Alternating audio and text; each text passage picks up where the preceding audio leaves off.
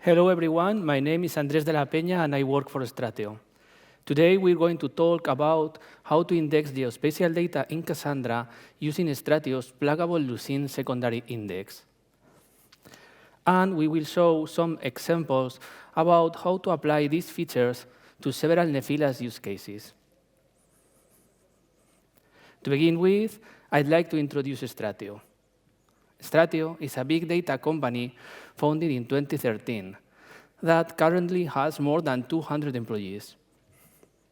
Our technical team is currently located in Madrid, but we also have offices in San Francisco and Bogota. We focus on offering a big data platform based on the Spark ecosystem, and we are one of the existing certified Spark distributions. The presentation has 3 main points. At first, we will briefly introduce Stratio's Lucene-based secondary indexes. Then, we will review the geospatial search features of the plugin. And finally, we will show how these geospatial features are applied in 3 business use cases. Stratio's Lucene index is an open-source implementation of Cassandra's secondary indexes based on Lucene. It was first created in 2014 as a fork of Apache Cassandra and became a plugin for Cassandra during last year. It extends Cassandra index functionality to provide near real-time search, such as ElasticSearch or Solr, including full-text search capabilities and free multidimensional, geospatial, and bitemporal search. Rather than building our own index structures, we choose using Apache Lucene as the underlying technology for several reasons. First, it's a proven, stable, and fast indexing solution. It also has a lot of interesting features such as Boolean queries, range queries, or relevant search. Both Solr and ElasticSearch are successful examples of distributed search engines built on top of Lucene. We also like that Lucene is just a small library that can be embedded directly in Cassandra and not an external service. Finally, it's an Apache project like Cassandra, fully open source and with a large user community. Here we can see how the integration between Cassandra and Lucene works.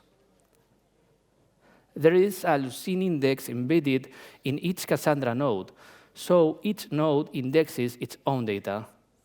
This way, Lucene doesn't have anything to do with distribution and replication, which are responsibility of Cassandra. The peer-to-peer architecture is preserved, so each node is able to coordinate any query. So no master nodes or external coordinators are required. A cool feature of the Lucene index is that it allows to paginate over rows sorted with a different order than the defined by the Cassandra partitioner. Sorted pagination is possible thanks to a custom SQL query handler, able to intercept and rewrite the Cassandra internal read commands. If we are performing one of these top key queries, then all the involved nodes will be queried in a parallel fashion. Otherwise, nodes will be sequentially scanned until we find the requested results. Now we are going to see how Lucene indexes are created using the Cassandra query language. Let's say that we have a table containing tweets. We store the tweet ID, its creation date, the message body, the user ID, and the username. Then we create the index in SQL specifying the Stratio index class and the indexing properties. We specify an index reader refresh of 1 second and which columns are going to be indexed and how. The creation date will be indexed as a date using a pattern composed by year, month, and day, and that defines a date precision of days.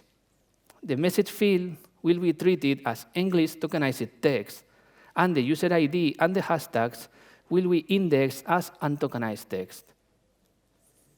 Here, we have an example showing how to do searches using the Lucene index.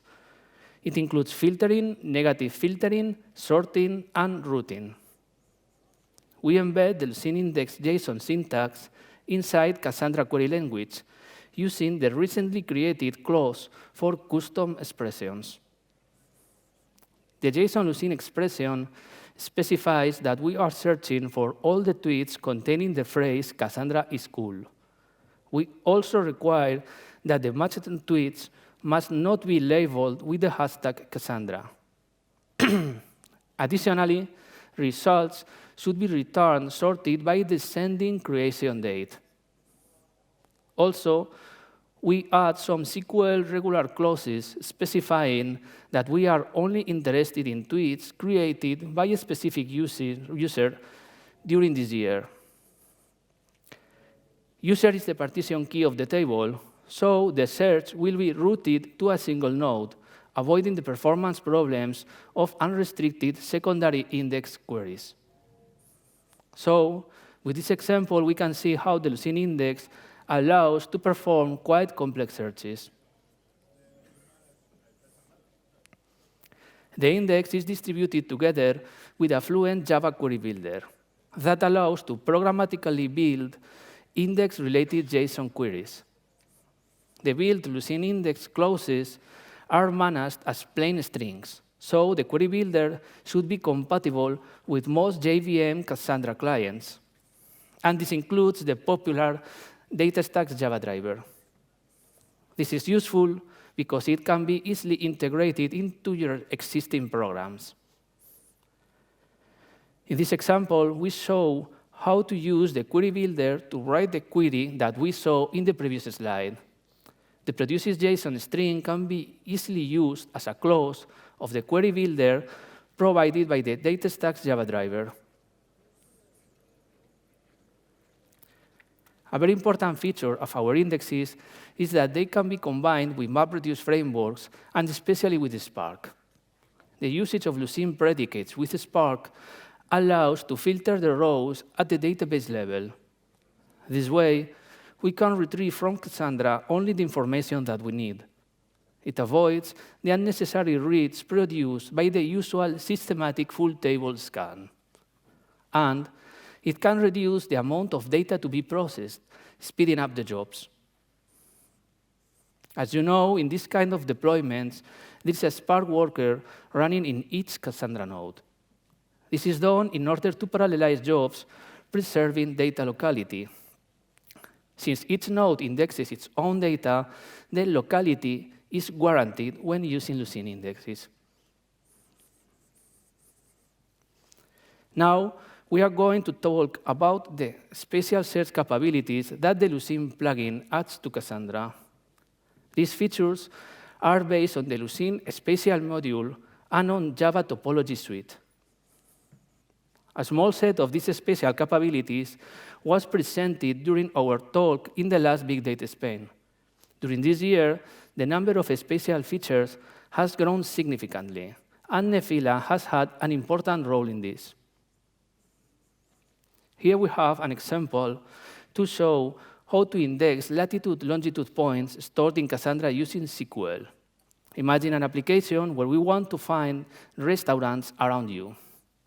In this example, the table on the left contains the restaurant name and its location. There isn't a native point type in Cassandra, so we will use two numeric columns, latitude and longitude, to present the location. Also, a tuple or a user-defined type could have been used. Then, we create the index using the statement on the right. In order to index the location, we will add a geopoint mapper named location. With this mapping, we must specify which columns store the latitude and the longitude in the index table. We may combine the geopoint mapper with any other non-geospatial mapper. For example, we index star columns as an integer. Now that the user locations have been indexed, we can start searching for geospatial data. The simplest type of query that we have is bounding box. In this example, we search for restaurants placed inside the visible screen of an hypothetical mobile application. To define the bounding box, we specify in the query the minimum and maximum latitude and longitude values. This way, we will collect all the restaurants within the specified coordinates. Another possible query is to search for restaurants placed inside a specific distance range from a fixed point. For this, we must specify the latitude and the longitude of the reference point and the desired distance range. Max distance is mandatory, whereas min distance is optional.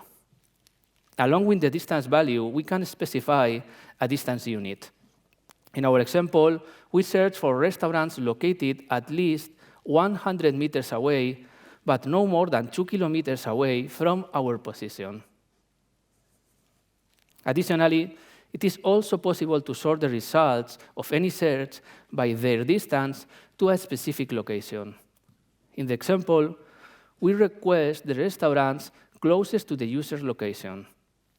The reverse attribute controls whether the order should be ascending or descending. That is, if we are going to retrieve the closest or the farthest location. Finally, we use the SQL limit clause to select only the 10 closest restaurants. Although pure sorting queries are perfectly possible, it is usually a good idea to combine sorting with any other filter. This way, we will reduce the number of matched rows, and so the number of locations to be sorted. One of the most exciting Lucene features that we have recently added is the ability to index complex geographical shapes, and not only latitude-longitude points. The shapes should be stored in Cassandra in text columns in the WKT format. WKT is a popular markup language able to represent points, line strings, polygons, and their multiparts. The indexing is based on the JTS library and its integration with the Spatial4j.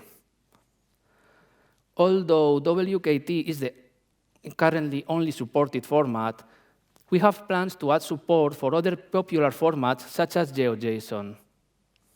In the example, we can see a table storing places, where the text column shape stores a WKT geographical shape.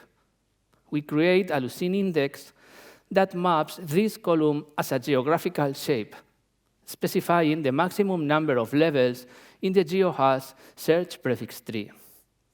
It is also possible to specify a sequence of geometric transformations to be sequentially applied to the shape before indexing it.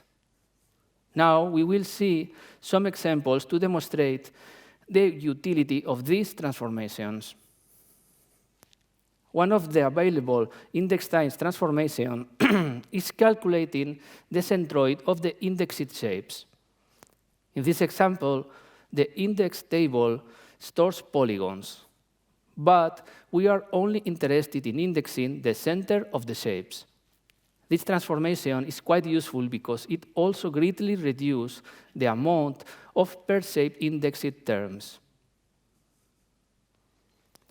Another very useful transformation is indexing a buffer around the initial shape. In the example, we are applying a buffer transformation to index the region which is 50 kilometers around the stored shape. This transformation could be used, for example, for storing the coverage area of a set of antennas given their latitude-longitude locations. It could also be used for storing the area around roads or borders defined as line strings. However, this is a relatively expensive operation because it increases the number of points describing the shape and hence the size of the index. Despite of this extra cost, buffer transformation is applicable to a vast number of use cases, and it probably is the most useful transformation. Index size and performance greatly depends on the complexity of the indexed shapes. Shapes with a lot of points and precision decimals will produce many terms in the search tree. This increases the size of the index and reduces performance. So if your use case allows it, it could be interesting to use transformations to simplify the indexed shapes. Both centroid and bounding box are typical transformations to do this. Convex hull can also be an interesting, more accurate precision reducer. In this example, we show how convex hull transformation is used to reduce a complex shape with more than 2,000 points to a simple polygon with only 8 points, dramatically increasing both indexing and search performance.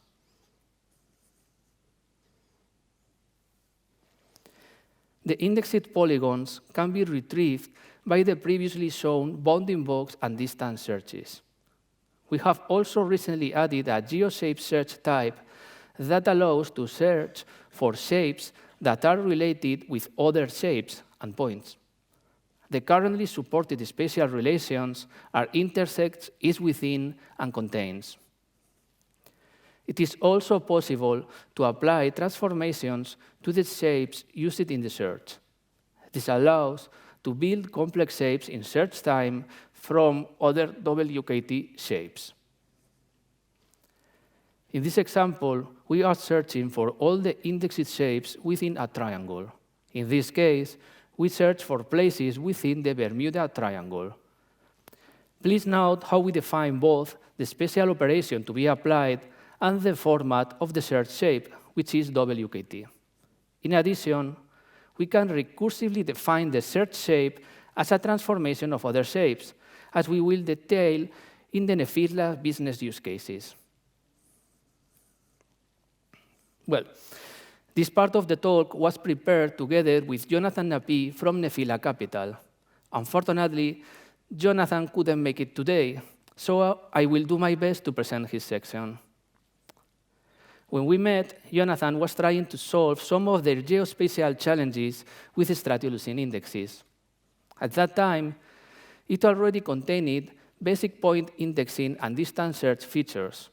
However, Jonathan required more complex indexing and search cases to implement.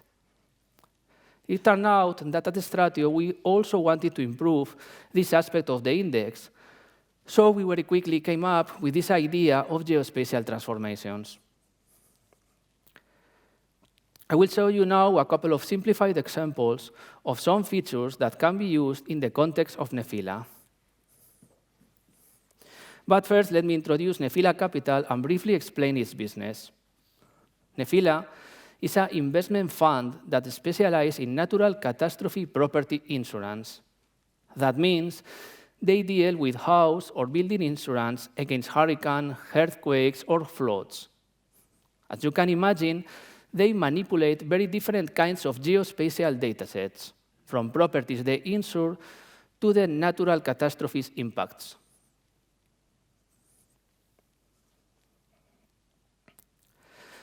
So let me explain now the setup of these examples. We started by indexing all United States census blocks. That consists on shapes of blocks of buildings inside a Cassandra cluster.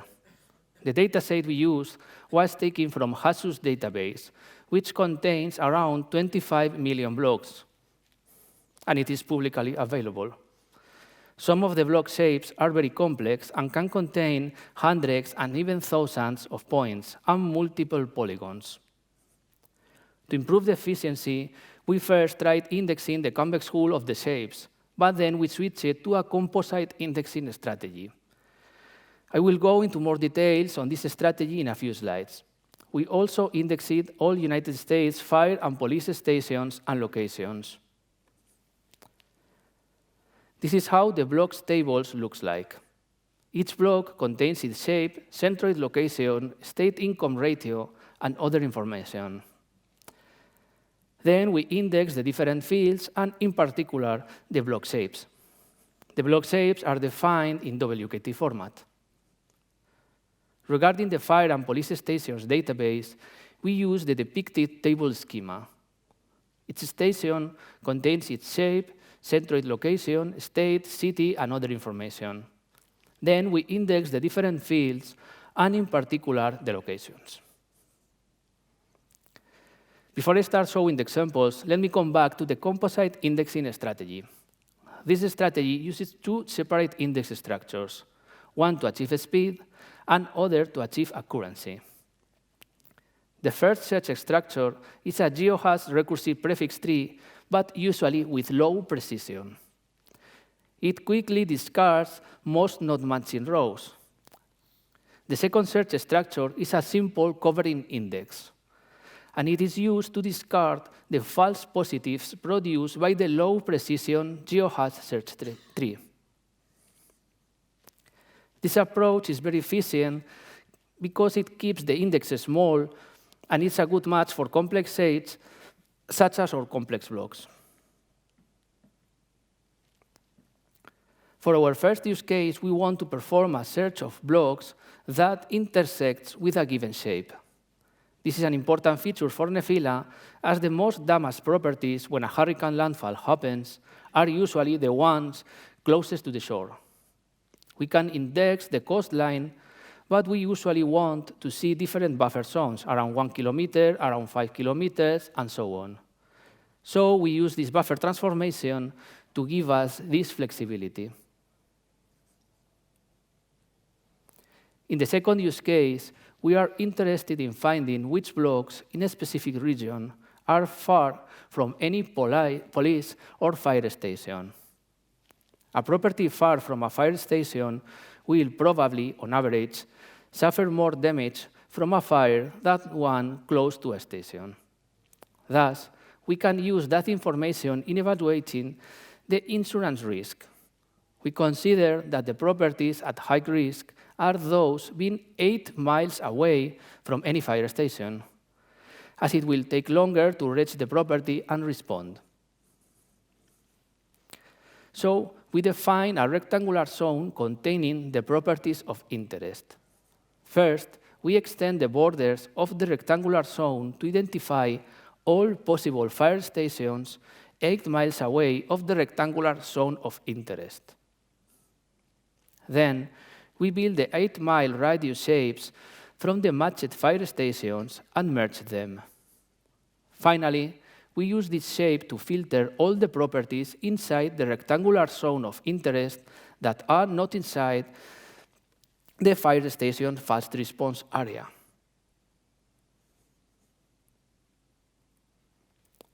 For the last use case, we consider that a hurricane just hit the United States. In this case, we use Hurricane Katrina's data. We know every 6 hours the location of the hurricane and its wind speed. We consider that we have a portfolio of blocks within the coastline or within the United States, and we want to see how much of our portfolio is hit by the hurricane. So we search for all the blocks in our portfolio of insurance that are hit by the hurricane. For each data point, we build a circle that represents the impact zone according to the wind speed in that moment. Then, we pairwise unite the contiguous circular impact zones. Finally, we merge the convex hulls of all these shapes. This creates the shape defining the hurricane impact path. I want to stress out how simple these Lucene queries are compared to the complexity of the shapes and the operation that actually run.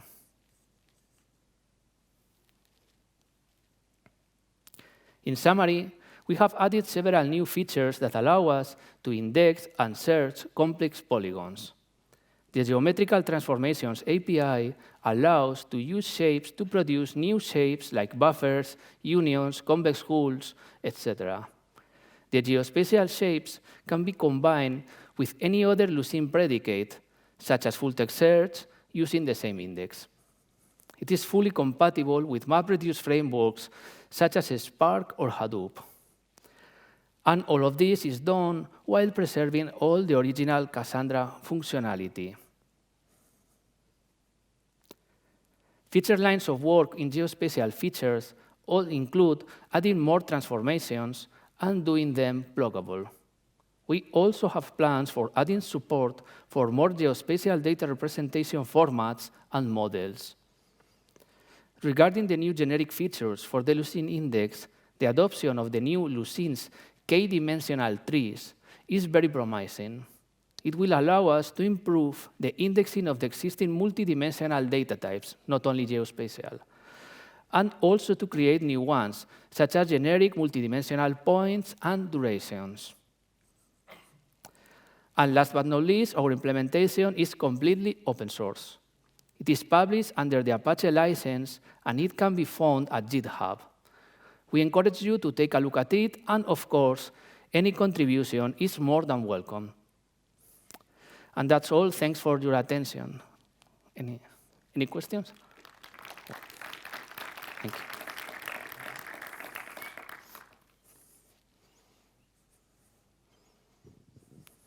Hi, thank you for the talk. It was really interesting. My question is, why did you choose Cassandra as the database for this kind of exercise?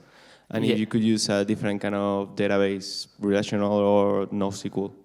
Because of the volume of the data. In this particular example, the blocks is 25 million blocks with an average of some hundred of points. So probably you could run it with something smaller. But the good point of Cassandra is that it can scale out in an horizontal fashion. So the idea is that you can store millions and millions and millions of points, and it's just a matter of adding more nodes. And there are not so many technologies able to do this and provide the geospatial features at the same time. OK, thank you. Hi, thank you very much. I would like to know if you have any numbers of how much better it performs compared to other spatial tools like PostGIS or something like that, in the case of filtering according to the shape, things like that. Yeah, the performance should be similar to the performance of Solr or ElasticSearch because the underlying technology is the same. But the important point here is not so much the speed, which is important, of course, but the scalability, the horizontal scalability, that you can add more nodes and have more power.